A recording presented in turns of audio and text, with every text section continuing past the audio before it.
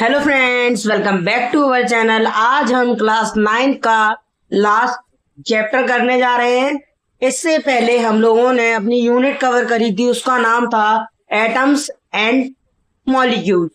आज हमारे चैप्टर का नेम है स्ट्रक्चर्स ऑफ द एटम। अब बात करते हैं इस वाले चैप्टर में क्या है आपके पास। इसमें जनरली हम बात करेंगे कि हमारा स्ट्रक्चर कैसा होता है एटम का, उसके बारे में जानेंगे। और चलिए चलते हैं, इस चैप्टर को स्टार्ट करते हैं। In chapter 3 we have learned that atoms and molecules are the fundamental buildings of block।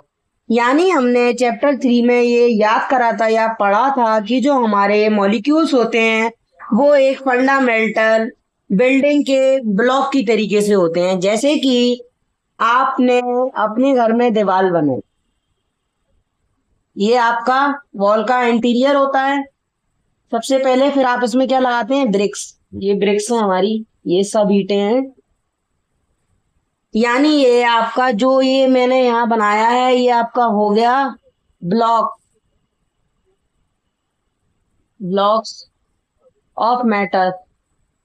यही आपके ब्लॉक्स ऑफ मैटर हो गया। इसी को हम लोग क्या बोलते हैं, ब्रिक माने ईंट वगैरह जिससे आपके घर की दीवार बनाई जाती है।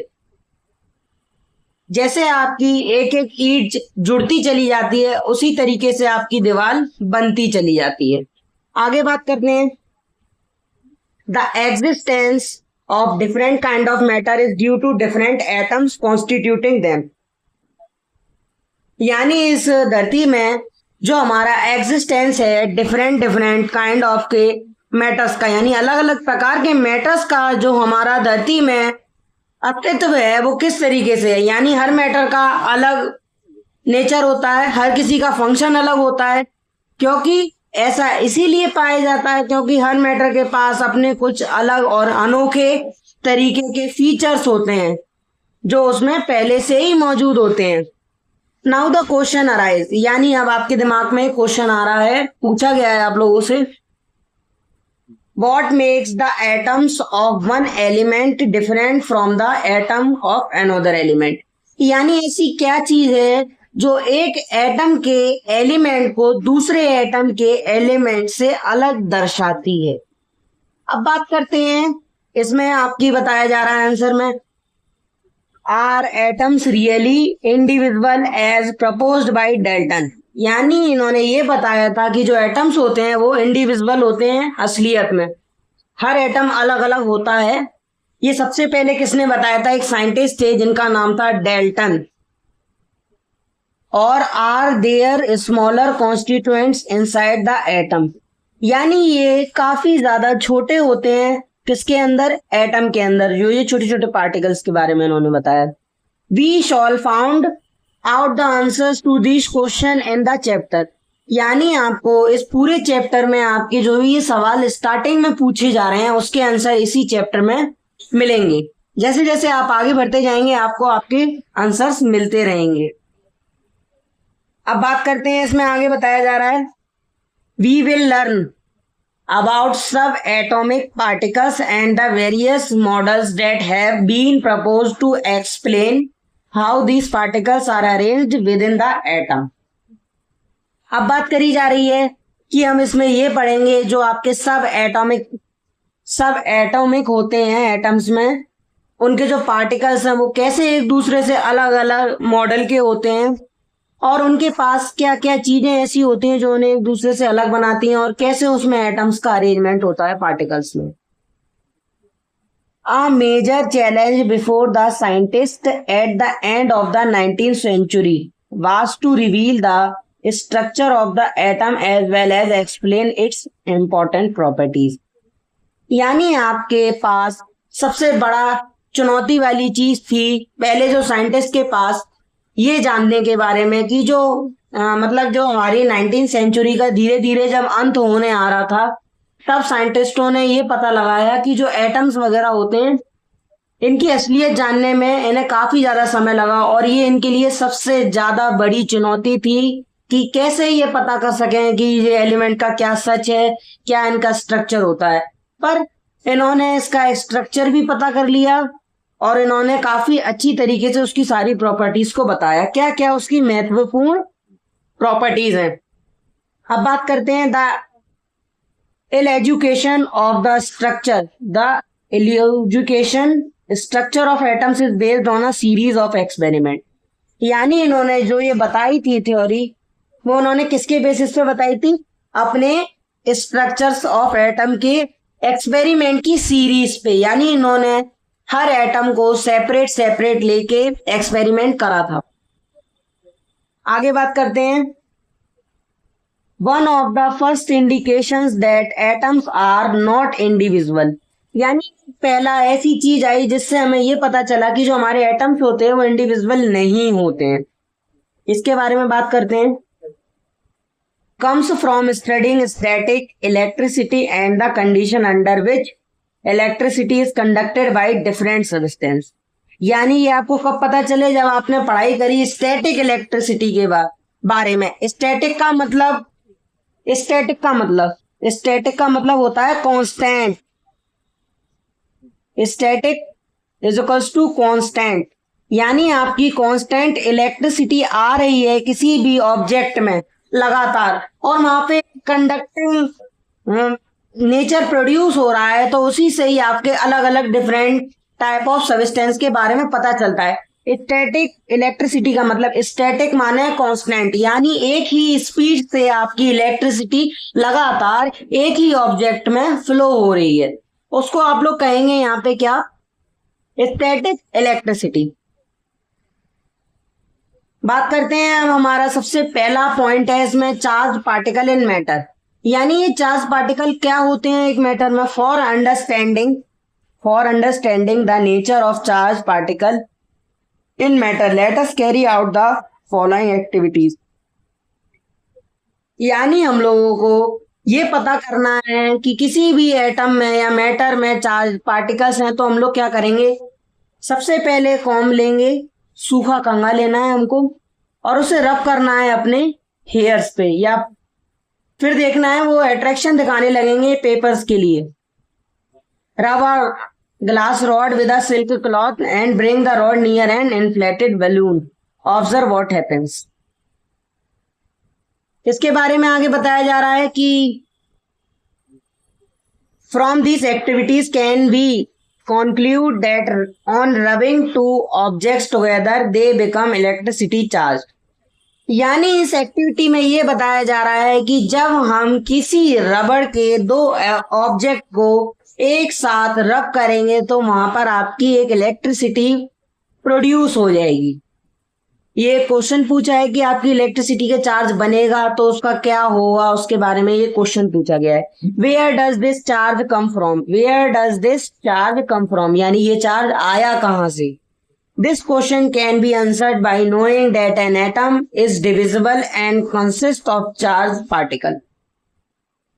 अब बात करते हैं इस एक्सपेरिमेंट में, यानी जो एग्जाम्पल बताया जा रहा है। आपके पास एक कॉम है, आप लोग अपने कॉम को अपने रब करेंगे एयर से, फिर आप लोग पीसेस ऑफ पेपर के पास जब उसको ले जाएंगे तो आपके पीसेस ऑफ पेपर उससे अट्रैक्ट होने लगेंगे। ऐसा क्यों होगा? क्योंकि आपके पास उस सिस्टम में आपकी एक एनर्जी प्रोड्यूस हो रही है जो दूसरे पार्टिकल्स के अगेंस्ट एक फ्रिक्शन फोर्स लगाती है, जिसकी वजह से जो आपके पार्टिकल्स रेस्ट में है पेपर, वो मोशन में आने लगते हैं जब उसके पास कोई एक पॉजिटिव चार्ज आता है। जैसे कि एक डिस्चार्ज चीज के पास कोई पॉजिटिव चीज आती है तो वो उसकी तरफ आकर्षक होने लगती है। अब आगे चलते हैं, इसमें साइंटिस्ट है, उन्होंने क्या बताया? Many scientist contributed in revealing the presence of charge particle in an atom. यानी काफी तरीके से जो साइंटिस्ट थे उनका काफी ज्यादा योगदान था सच्चाई बताने में कि जो हमारे चार्ज पार्टिकल होते हैं एटम में उनका क्या काम होता है। इसके बारे में बात करते हैं। It was known by 1900 that the atom was individual particle but contained at least one सब एटॉमिक पार्टिकल। यानी इन्होंने ये बताया था 1900 ईयर में बताया था इन्होंने कि जो आपका एटम है वो इंडिविजुअल पार्टिकल होता है, वो कंटेन करता है आपका कम से कम एक सब एटॉमिक पार्टिकल। अब सब एटॉमिक पार्टिकल का मतलब क्या होता है उसके बारे में भी समझते हैं। एक इलेक्ट्रॉन जो दर्शाए उस चार्ज की प्रॉपर्टी को, ये बताया था किसने, हमारे J Thomson.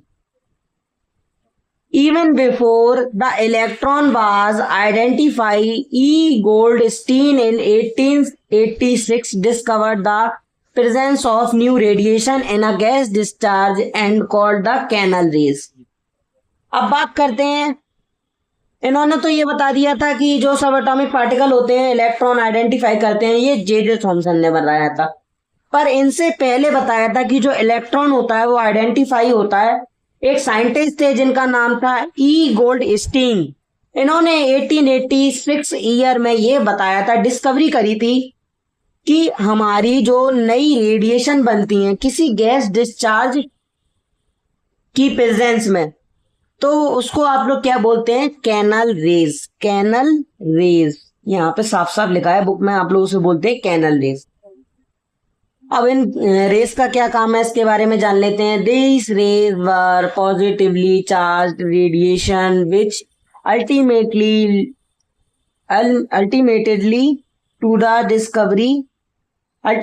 Lead to the discovery of another sub atomic particle. यानी इन्होंने जब पॉजिटिवली चार्ज रेडिएशन का इस्तेमाल करा था तो इनकी जो लेड थी उसमें इन्होंने डिस्कवरी करी कि जो हमारी लेड है वो उसके अगेंस्ट में एक फोर्स लगा रही है। तो वहां पे ये पता चला कि हर एटम के मैटर के पास अपना खुद का सब एटॉमिक पार्टिकल होता है। अब सब एटॉमिक पार्टिकल क्या होता है ये भी क्वेश्चन आपके पास आ रहा होगा, तो इसके बारे में भी जान लेते हैं। These subatomic particles had a charge equal in magnitude but opposite in signs to that of the electron।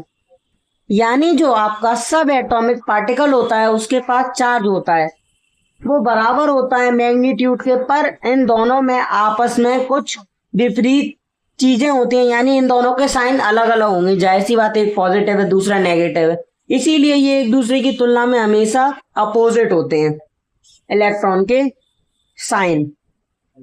It mass be approximately 200 times at that of the electron. यानी अगर मास की बात करी जाए तो अप्रोक्सीमेटली, यानी हम लोग एक अनुमान लगा रहे हैं, 200 टाइम्स किसी इलेक्ट्रॉन का हो सकता है ये। It was given the name of proton. इन्होंने इस चीज को नाम क्या दिया, प्रोटॉन का नाम दिया इस चीज को। In general an electron is represented as e. ये तो सब लोग जानते हैं कि इलेक्ट्रॉन को किससे रिप्रेजेंट करते हैं, ई। ई के पास नेगेटिव चार्ज, ई के पास negative charge. And a proton p. Proton को कैसे रिप्रेजेंट करते हैं, पी बना दिया, पॉजिटिव चार्ज लगा दिया और सर्कल में क्लोज कर दिया। और अगर कॉमनली बात करी जाए तो इसके सिंपल से सिंबल ऐसे होते हैं, ई नेगेटिव पी पॉजिटिव। ये इलेक्ट्रॉन का हो गया आपके पास और वो प्रोटॉन का हो गया।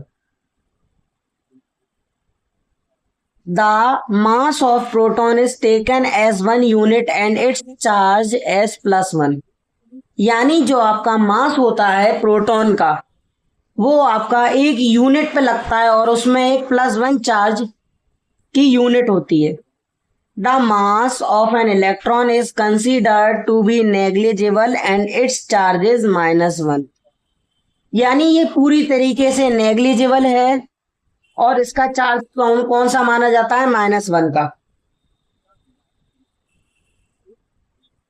It seem that an atom was composed of proton and electron। अब आपको ये पता चला कि जो आपके एटम्स होते हैं वो किससे मिलकर बने हैं, प्रोटॉन और electron, mutually balancing their charges. यानी ये आपस में मिलकर एक दूसरे के चार्ज को बराबर रखने में मदद करते हैं। It also appeared the protons were in the interior of the atoms। यानी इन्होंने बताया कि इलेक्ट्रॉन के अंदर आपके प्रोटॉन्स होते हैं, उसके अंदर की तरफ, इलेक्ट्रॉन के अंदर नहीं, एटम के अंदर, sorry. For whereas electron for whereas electron could easily be removed of not proton। यानी यहाँ पे इलेक्ट्रॉन बड़ी आसानी से रिमूव हो सकते हैं पर प्रोटॉन इससे रिमूव यानी इससे बाहर नहीं जा सकता। Now the big question was what sort of structure did these particles of an atom form? We will find the answer to this question below। ये आपका 4.1 यानी charge particle in matter cover हो चुका है। इसके बाद वाला टॉपिक नेक्स्ट वाले वीडियो में कवर करेंगे हम लोग, और नेक्स्ट वाले पार्ट में कवर करेंगे। जो इसमें क्वेश्चंस पूछे गए हैं मैं उनको आपके लिए प्रॉपर आंसर लिखकर एक उसका सेपरेट वीडियो बनाऊंगा। अगर आप लोगों को हमारे चैनल पर वीडियो पसंद आता है तो आप लोग लाइक, कमेंट, सब्सक्राइब, शेयर जरूर करिएगा। इसी तरीके से आप हमारे चैनल पर अपने आगे की स्टडी को जारी रख सकते हैं। Thank you.